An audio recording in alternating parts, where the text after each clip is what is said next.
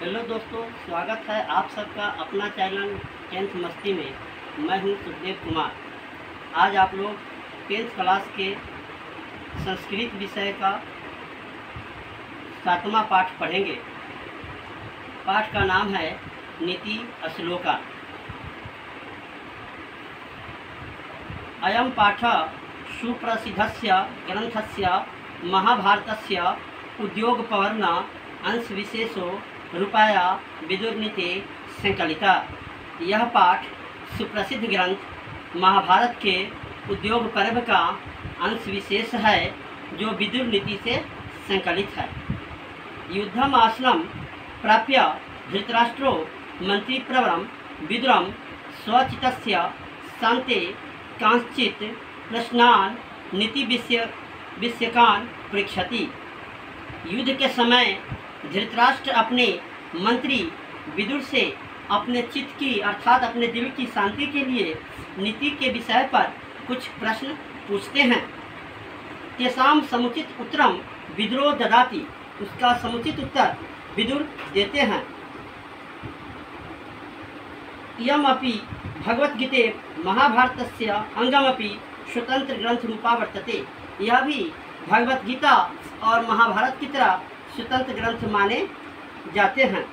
तो जैसा कि नाम से ही स्पष्ट होता है कि नीति श्लोक पाठ यानी न्याय की पदावली, न्याय के पद, इस पाठ के माध्यम से महात्मा विदुर नैतिक शिक्षा देते हैं लोगों को।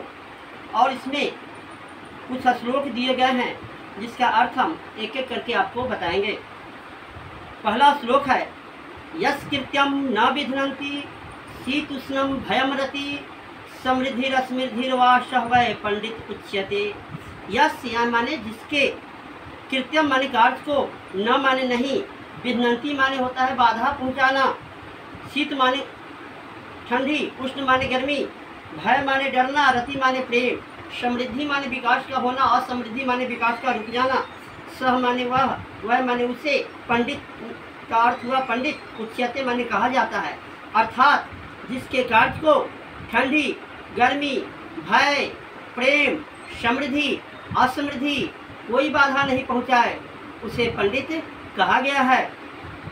पंडित की दूसरी परिभाषा देते हुए महात्मा विदुर कहते हैं तत्वज्ञ सर्वभूतानां योगज्ञ सर्वकर्मणां उपायज्ञो मनुष्याणां नरः पंडित उच्यते। अर्थात जो सभी जीवों के तत्व को जानता है, जो सभी जीवों के कर्म को जानता है, जो सभी मनुष्यों के उपाय को जानता है, उसे पंडित कहा जाता है। तो पंडित की परिभाषा देते हुए महात्मा विदुर 2 श्लोक बोलते हैं। और आगे अब अगला श्लोक है अनाहुत प्रविशति अपृष्ठो बहुभाषते अविश्वस्ते विश्वसिति मूढ़चेता निराधमा। अर्थात जो व्यक्ति बिना बुलाए किसी के यहाँ जाता है, बिना पूछे बहुत बोलता है और अविश्वसनीय अर्थात अविश्वासी व्यक्ति पर भी विश्वास कर देता है, वह व्यक्ति मूर्ख हृदय वाला, नीच कहलाता है, गिरा हुआ कहलाता है, पतित कहलाता है। इसलिए बिना बुलाए नहीं बोलना चाहिए, बिना पूछे मुझे कहीं जाना भी नहीं चाहिए।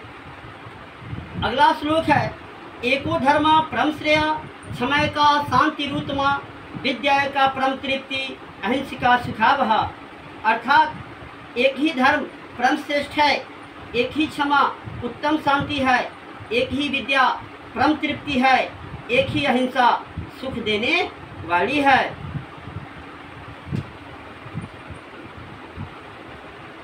अगला श्लोक है त्रिविधम नरकेस्यदम द्वारम नाश आत्मनम काम क्रोधस्था लोभ अस्था अस्मादेतम तिरम त्यजेत।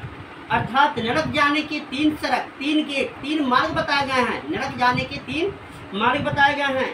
काम का अर्थ होता है बुरा विचार, बुरा भावना, क्रोध गुस्सा कहा गया है, लोभ यानी लालच को। तो नरक जाने के महात्मा विदुर 3 द्वार बताए हैं, काम, क्रोध और लोभ। जो व्यक्ति अपना भलाई चाहते हैं या विनाश से बचना चाहते हैं, उन्हें हमें इन तीनों दोषों को त्याग देना होगा। अगला श्लोक है षड्दोषा प्रश्ने हतव्य भूति मिष्टा निंद्रा तंद्रा भयम क्रोधम आलस्यम दिलसुतता। मैंने इसका अर्थ हुआ कि मनुष्य में 6 प्रकार के दोष यानी अवगुण पाए जाते हैं।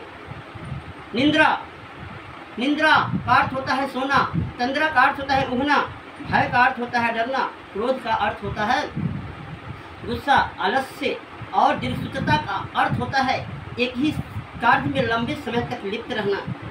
अर्थात मनुष्य में 6 प्रकार के दोष पाए जाते हैं। निंद्रा, तंद्रा, भय, क्रोध, आलस्य और दीर्घसूत्रता। यदि अपना भलाई चाहते हैं तो हमें इन 6 दोषों, 6 गुणों या 6 बुराइयों को त्याग देना होगा। अगला श्लोक है सतेन रक्षते धर्मो विद्या योगेन रक्षते मृर्या रक्षते रूपम कुलम वृतेन रक्षते। सत्य से धर्म की रक्षा होती है, अभ्यास से विद्या की रक्षा होती है, मृर्या का अर्थ होता है उबटन, उबटन से रूप की रक्षा होती है और कुल या वंश की रक्षा उसके चरित्र से, आचरण से होती है। इसलिए कहा गया है कि सत्य से धर्म की रक्षा होती है, अभ्यास से विद्या की रक्षा होती है, उबटन से रूप की रक्षा होती है और कुल या वंश की रक्षा उसके चरित्र या आचरण से होती है। अगला श्लोक है सुलभा पुरुषा राजना सत्यम प्रिय वादिना अप्रियस्य तु पथस्य वक्ता श्रोता च दुर्लभा। समय पर प्रिय बोलने वाले अर्थात चिकनी चुगली बातें करने वाले लोग जल्दी मिल जाते हैं, लेकिन सुनने में थोड़ा बुरा लगे, लेकिन न सही बोलने वाला व्यक्ति जल्दी मिलता है और न सुनने वाला मिलता है। अगला श्लोक है पूजनीय महाभागा पुनश्च गृह दीप्त्या स्त्री श्रियो गृहस्योक्ता अस्माद् रक्षा विशेषता। घर की लक्ष्मी, घर की ज्योति, घर की रौनक, पुण्य आत्मा, ये सब पूजनीय है, इसलिए हमें इन सब की रक्षा विशेष रूप से करनी चाहिए। अब इस पाठ का लास्ट श्लोक बताने जा रहे हैं।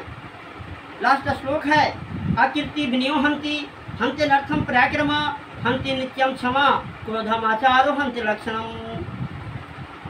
विनम्रता अपजस को खा जाती है, विनम्रता जो है अपजस को खा जाती है, पराक्रम जो है अनर्थ को खा जाती है अर्थात अनर्थ को रोक देती है। वीरता, पराक्रम जो होती है या वीरता जो होती है अनर्थ को रोक देती है।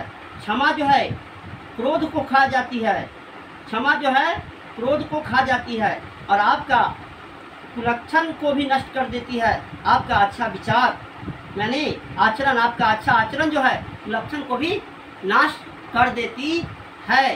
तो इस पाठ का यह अंतिम श्लोक था और